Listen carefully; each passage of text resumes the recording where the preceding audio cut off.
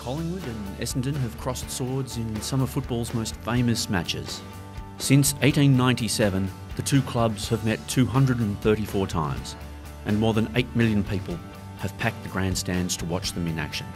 It could be argued that the two have been at each other's throats since they met in some of the earliest grand finals back in the early 1900s. In fact, it was against Essendon that Collingwood won its first VFL premiership in 1902. It would be another 88 years before the Magpies again overcame the Bombers on the biggest stage of all, but the men of 1990 ensured it was worth the wait. Essendon big man Paul Salmon threatened to take the game apart with 2 early goals, meaning Collingwood required a piece of Peter Dacos magic to settle the nerves late in the opening quarter. The match, of course, is famous for the brawl that took place on the quarter-time siren. Collingwood hero Gavin Brown was knocked out during the scuffle, but courageously returned to kick a crucial third quarter goal.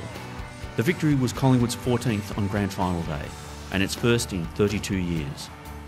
In the years that have followed, the two sides have met in front of some of football's biggest crowds, especially on Anzac Day. As we all know, the tradition began in 1995, when more than 94,000 packed the G to watch a spellbinding draw. But as fans of both teams will tell you, their biggest games haven't just been confined to Anzac Day.